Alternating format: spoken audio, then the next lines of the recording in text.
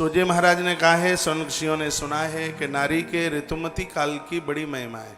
अच्छे और खराब संतान का पूरा जीवन और भविष्य इसके ऊपर जुड़ा हुआ है। बहुत बातें ऐसी हैं कि संकोच लगता है बोलने में, फिर भी बोलना पड़ता है। आइए कुछ ऐसा ही चैप्टर है। तस्मात् सब प्रयत्नेन न संभाष्या रजस्वलाहा प्रथमे हनि चांडाली यथा वज्या तथांगना। समझदार लोगों को चाहिए नारी के ऋतुकाल धर्म में पहले दिन उस नारी को संभाष्या बिल्कुल बोले नहीं, बिल्कुल बात करने की जरूरत नहीं है। प्रथमे हनि चांडाली यथा वज्या तथांगना शब्द कुछ ऐसे हैं, मैं उनके अर्थ सब जानता हूँ। भगवत कृपा से ये संस्कृत पढ़ी है तो सब समझ में आता ही है। इसका मतलब यह नहीं है कि नारी चांडाली होती है। इतनी सुंदर बात कही है। समझदार व्यक्ति को यह समझ लेना चाहिए कि जैसे चांडाल व्यक्ति से कोई बात नहीं करता। बात में बहुत अंतर है। यूँ तो लोग कह देते हैं नारी ऋतुकाल में पहले दिन चांडाली, दूसरे दिन ये, तीसरे दिन ये, वो सब बोलते हैं, लेकिन ऐसा कह के नारी का अपमान न करें। इसमें वर्णन है कि जैसे समझदार व्यक्ति चांडाल व्यक्ति से बात नहीं करता, उससे मिलता नहीं, उसके पास नहीं रहता, उसके पास बैठता नहीं, उसी प्रकार से ऋतुकाल के पहले दिन समझदार लोगों को चाहिए कि नारी के ऋतुकाल के पहले दिन उसे ऐसे बात ना करें जैसे समझदार व्यक्ति किसी चांडाल से बात नहीं करता। यहाँ तो यह वर्णन है कि नारी नारी आपस में भी संभाष्य वार्ता ना करे। पहला दिन उसका इस प्रकार से है, प्रथमे हन चांडाली यथा वज्या तथांगना। समझदार लोगों को चाहिए उस नारी को अकेले में रहने दें, उससे बिल्कुल बात ना करें। द्वितीय हन विप्राई यथा वही ब्रह्मघातिनी। जैसे कोई व्यक्ति किसी ब्राह्मण को मार डाले तो उसे ब्रह्मघाती कहते हैं। जैसे ब्राह्मण की हत्या करने वाले व्यक्ति से कभी बात नहीं कोई करता, उसी प्रकार से नारी के ऋतुकाल के दूसरे दिन भी ऐसा ही समझ करके बात न की जाए। उसे अकेले में रहने दें, उससे बिल्कुल वार्ता न कर। देखो मेरी बात तो इसलिए गलत नहीं हो सकती क्योंकि यह सगरी बातें पुराण की प्रमाणित है। पूर्व काल में ये सब ऐसा होता था। लोग इन सब मान मर्यादाओं का पालन करते थे। अब तो सिर्फ 4 से 7 ही दिन देखे जाते हैं। सतयुग के आरंभ में ऋतुकाल धर्म को 15 दिन का माना जाता था। ऐसा इसी ग्रंथ में वर्णन। प्रथमे हन चांडाली यथा वज्या तथांगना द्वितीय हन विप्राई यथा ब्रह्महस्त घातिनी। जैसे ब्रह्मघाती से नहीं मिला जाता उसी प्रकार से नारी को ऋतुकाल के दूसरे दिन ऐसे ही नहीं मिलना चाहिए। तृतीय है तद्रेन चतुर्थे हनि सुब्रता। तत्पश्चात तीसरा और चौथा दिन भी। चौथे दिन में नारी स्नान करके अपने परिवार के लिए भोजन पानी रसोई में जाने का उसको अधिकार मिल गया है। लेकिन सूत सौनक ऋषियों को कहते हैं स्त्री पुरुष के मिलन पर यदि चौथे दिन गर्भ में संतान आ गई, एक तो वो कम उम्र वाली औलाद होगी, भ्रष्ट चरित्रहीन बिगड़ी हुई गिरी हुई और परिवार और समाज को समाप्त करने वाली औलाद होगी। यदि नारी के ऋतुकाल के चतुर्थ रात्रि में यदि संतान गर्भ में आ गई, सोचिए यही कथा भगवान महादेव नंदी को सुनाई। कहा कि तुमने ये पूछ लिया है कि यह संतान भगवान का भजन यजन इतनी पारमार्थिक क्यों नहीं बन पाती। तो इसमें एक बहुत बड़ा कुछ हिस्सा है, जवाब देना है, वो माता पिता का है। माता पिता की गलती की वजह से संतान इन मुसीबतों को, इन परेशानियों को भोगती है। देखो वही बात यहाँ बोली जा रही है। कहा जा रहा है स्नात्पाद मांसान आत्मशुद्धा तथा शुद्धिर भविष्यति। मैंने एक दिन बोला है नारी को पूर्ण शुद्धि 7वें दिन मिलती है। 7वें दिन सूर्य भगवान को दर्शन करके उन्हें अर्घ्य देकर और उसके तत्पश्चात वह भगवान को प्रणाम करती है, वंदन करती है। रसोई में जब वह भोजन बनाती है तो भगवान का भोग लगाने के लायक वह 7वें दिन होती है। आषाढ़ सातित स्त्रीणाम मूत्रवक्षासस्तमिष्यते, इसमें बड़ी कुछ बातें बताई गई हैं। पंचरात्रम तास्पर्श्यः रजसा व्रतते, यदि 5वीं रात्रि को स्त्री पुरुष के मिलन में 100% बेटी का जन्म होगा, और यह भी संतान उतनी बढ़िया नहीं है जितना कि होना चाहिए।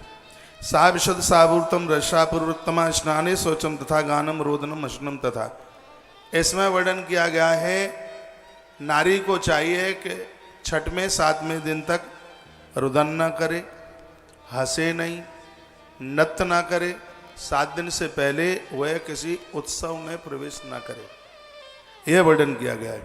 इसमें लिखा है कि स्त्री पुरुष के मिलन में 7वीं रात्रि को उसकी कोख में, उसके उदर में बेटी का आगमन होता है। 100% कन्या होती है, और वो कन्या ऐसी होती है जो पातिव्रत धर्म का निर्वहन करने वाली होती है।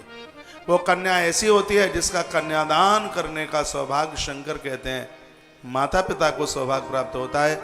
1000 अश्वमेध यज्ञ करने से भी उतना पुण्य नहीं मिलता जितना कि एक कन्या के कन्यादान करने से जितना पुण्य प्राप्त होता। लेकिन वो माता पिता बहुत बड़भागी हैं, भाग्यशाली हैं, जिनको एक शास्त्रोक्त विधि से, सनातन परंपरा के अनुसार उसको अपनी बेटी का कन्यादान करने का मौका मिले। ये मिलता नहीं है। इसमें तो वर्णन है नंदी, कलयुग में तो ये बहुत ज़्यादा मुश्किल हो जाएगा। तुमने मुझे पूछा है कि बच्चे धार्मिक क्यों नहीं बनते, ईश्वरीय सत्ता के साथ क्यों नहीं जुड़ पाते, तो उसमें एक माता पिता का श्रेय है। 7वें दिन उदर में आने वाली कन्या, इससे पहले संतान पेट में आई है। 6वें दिन, ऋतुकाल के 6वें दिन स्त्री पुरुष के मिलन में गर्भ में पुत्र ही आता है, ऐसा ग्रंथ में वर्णन है। यानी जो सम संख्या है वो पुत्र के लिए है, और विषम संख्या है वो बेटी के लिए है। तो 6वें दिन बेटा आता है, लेकिन वो परिवार के लिए, खानदान के लिए उतना शुभ नहीं है, जो कि 7वें दिन से फिर आगे के दिन है। एक एक बात को वर्णन किया। पंचरात्रम तास्पर्श्यः रसा व्रतते, यदि 5वें दिन भी कन्या का ही जन्म होता है। स्नाने शौचम तथा गानम रोदनम हसनम तथा, देखो इसमें लिखा हुआ है नारी को चाहिए गान, हसन, नृत्य इन दिनों में न हो। स्नान व्यंजनम, उसके लिए वर्णन किया गया देवताओं के लिए पूर्व में वो व्यंजन नहीं बना सकती। देवा स्वप्नम विशेषण तथा वही दंत धावनम, मैथुनम, मानसम, वाचिकम, देवतार्चनम, ये सब चीजों को निषेध बताया गया है। और उसके तत्पश्चात वर्ये सर्वयत्नेन नमस्कारम रजस्वलाः, ऋतुकाल धर्म में नारी को देवताओं को सामने पहुंच के प्रणाम, गुरुजनों को प्रणाम करने के लिए भी मना किया है। रजस्वलांगना स्पर्श भावे च सरसस्वला, ऋतुकाल धर्म में यदि नारी को किसी ने छुआ है, उसने जितना भी पुण्य सत्कर्म किया होगा सब क्षीण हो जाएगा, समाप्त हो जाएगा। ऋतुकाल के दिनों में यदि संतान गर्भ में आ गई है, वर्णन है चांडाल आकर के जन्म लेगा, धरती को कोरेद करके फेंक देगा, इतना परेशान करने वाला होगा।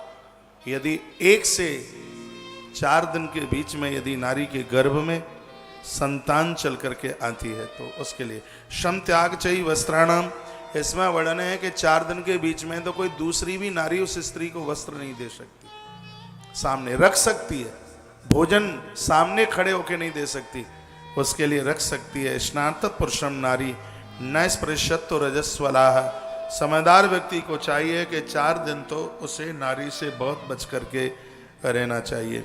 चतुर्थ्याम स्त्री न गम्या तो गंतव्या आयु प्रसूयने, अल्पायु प्रसूयने, 4 दिन के बीच में आने वाली जो संतान है, चाहे वो बेटी हो और चाहे वो बेटा, वो अल्पायु वाले होंगे, कम उम्र जीने वाले होंगे। विद्याहीनम, उनके पास विद्या नाम की तो चीज ही नहीं होगी, चिड़चिड़ापन स्वभाव होगा। व्रत भ्रष्टम, वो लोग कोई व्रत करने वाले नहीं होंगे, उनसे व्रत नहीं होगा। पतितम परदारिकम, इसमें वर्णन है कि परदाना नारी को भी छूने का जितना अपराध नहीं है, पराई नारी को छूने का बहुत बड़ा अपराध है। ये पाप नहीं है, पाप का बाप है। लेकिन इसमें एक बात और वर्णन की गया है कि ऋतुकाल में स्त्री पुरुष का जो मिलन है ये दोनों के लिए उससे भी ज्यादा घातक है। दारिद्राण अग्नम चह तनयम सा प्रशीयते कन्यार्थ नैव गंतव्य पचम्याम विधि पूजन। इसमें वर्णन किया गया है कि 7वें दिन वह स्त्री पुरुष भगवान का बंधन पूजन करें। षष्ट्याम गम्याम महाभागा सत्य पुत्र जनी भवेत। 7वें दिन नारी स्त्री पुरुष आपस में मिलते हैं तो इसमें वर्णन है कि उनके 100 भी पुत्र हो जाएं तो भी कोई मौत को प्राप्त नहीं होता। वो बच्चे दीर्घायु होते हैं, लंबी उम्र जीने वाले होते हैं, ऐसा वर्णन किया गया। सप्तम्याम चैव कन्याशी गच्छे सेवम प्रसूयते। 7वें दिन 100% सप्तम्याम चैव कन्यार्थी, कन्या की ही प्राप्ति होती है। अष्टम्याम सर्व संपन्नम तनयम संप्रसूयते। 8वें दिन तनयम, तनयम कहते हैं बेटा। स्त्री पुरुष के मिलन में 8वें दिन पुत्र का जन्म होता है और पुत्र भी बड़ा सजग्र और बड़ा समझदार होता है। नवम्याम दार कामार्थम दशम्याम पंडितो भवेत। वर्णन क्या है, 9वें दिन स्त्री पुरुष का मिलन बेटी को जन्म देता है। 10म्याम पंडितो भवेत। 10वें दिन स्त्री पुरुष के मिलने पर गर्भ में संतान आती है, वो पुत्र होता है और महान पंडित होता है। इसमें वर्णन है कि बहुत समझदार होता है। 10म्याम पंडितो भवेत। ये इतनी अद्भुत बातें कही गई हैं, स्त्री पुरुष को समझने वाले लोग अपने जीवन में गलती नहीं कर पाएंगे। एक किसान फसल उगाता है, काम करता है, पहले से बड़ी तैयारियां करता है। ग्रंथ में लिखा है कि बच्चों को जन्म देने से पहले स्त्री पुरुष 10 महीने पहले से एक बार भोजन लें, जमीन में सोएं। नारी रात्रि को मुक्त केसों से, खुले केसों से ना सोए। इन सब बातों का वर्णन किया है। नवम्याम दार के आयार्थी, 9वें दिन स्त्री पुरुष का मिलन अद्भुत बेटी को जन्म देता है। ऐसी बेटी ईश्वर जिसके बस में हो जाए। 10म्याम पंडितो भवेत।